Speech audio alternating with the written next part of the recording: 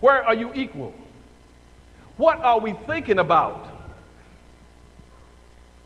when it's wealth that decides what you own and control, decides what freedom and opportunities you're going to have in this society? Now, you want to know what is wealth. Wealth is not income. Don't confuse wealth with income. Income is what you get to maintain you from one week to the other. Wealth is what you got left over after you paid your bills and stacked it up. Wealth is surplus labor. That's all wealth is. Wealth means somebody has labored and you've stored it up and it has value on it. That's how whites were able to become rich and get all this wealth. That all those millions of blacks, the 5 million blacks they had enslaved, they never paid them. And when the European society sent whites to America, they said, go to America.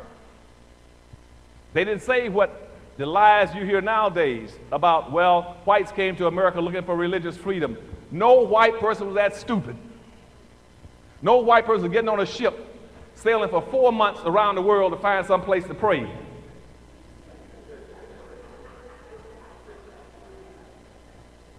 They didn't come here looking for no religious freedom. They came here because the governments were saying, if you go to America, we would guarantee you, we would give you free land and free labor. And you would have to be an idiot not to be rich if we give you free land and free labor. And that's where the whole franchising system started, like Burger King and McDonald's, that set up a restaurant for you. They give you all the equipment and the menu and all the food, and you pay them a free. And they sent the people over here from Europe to inhabit America. They gave them soldiers. They gave them some money and told them the soldiers would protect you away from the Indians. And we'll give you some slaves. And what you got to do is raise the crop products, tobacco, indigo, rice, cotton, and send it back to Europe. And we'll pay you a fee. That's what it was all about. Everybody got a chance to get rich but black folk because we never understood what racism was. We still don't understand what racism is. So we got black folk right now in America, in this city, that try to speak out on issues affecting black folk. And as soon as they start saying, we're not going to take any more of this, you're mistreating us, somebody says, well, that black guy is racist. A black person cannot be a racist. Let me say that again so y'all didn't hear me. It is impossible under present conditions in this country and any place in the world for a black people to be racist. You don't have any wealth and power.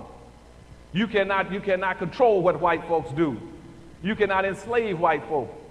You cannot tell them who they can marry and who they can't marry. You can't deny them an education. You can't make them pick cotton 6 days a week, 18 hours a day for you. You cannot be a racist. You can be bigoted and biased. And I hear that all the time. He's a Dr. Anderson, but I heard that black guy out the parking lot. He called that white guy a redneck cracker. Isn't he a racist? No, he might be bigoted towards white people and poor whites, but he's not racist. That parking lot attendant can't do anything to white people. All he can do is talk. He cannot stop white folk from getting an education, from owning a business. And so what they've done now is confuse the issue of what racism is so that all black folk in America are paralyzed. They're scared to do anything. They won't speak up for themselves. They won't fight for themselves. They're scared somebody's going to call them a racist. They can't even be something that somebody's calling them. And worse than that, you've allowed all the people you're competing with to also fall underneath that cover and declare they're just as bad off as you. That's why Hispanics and Arabs and Asians and humpbacks and lesbians and midgets all get into the affirmative action program.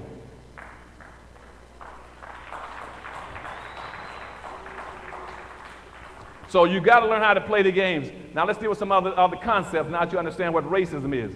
Another concept is minority. Any black person in Baltimore, let somebody call them minority, you should cut them after you shoot them.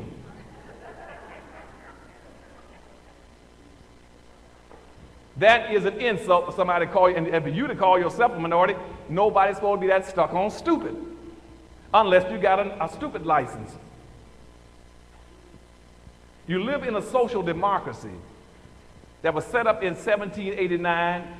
The first law of Congress in 1789, we became a nation, said this is a white country. This is a white country, and the quota on black folk coming in is 0, unless he comes in as a slave. And the rule in a social democracy then is that the majority will win and rule, and the minority will lose and suffer.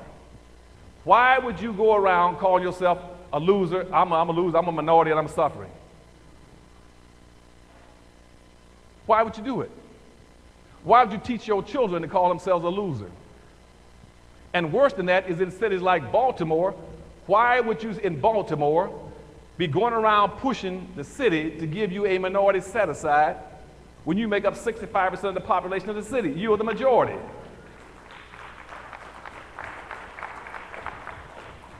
Nobody on earth is supposed to be that silly. I go to Detroit, Michigan, and I'm speaking to the legislature, and they said, well, Dr. Anderson, before you talk, we want to give you a plaque. And I said, no, before you give me a plaque, tell me what are you doing for black folk? They said, well, we got a 5% set-aside program downtown. I said, downtown where? They said, in the Office of Minority Affairs. I said, this city is 90% black.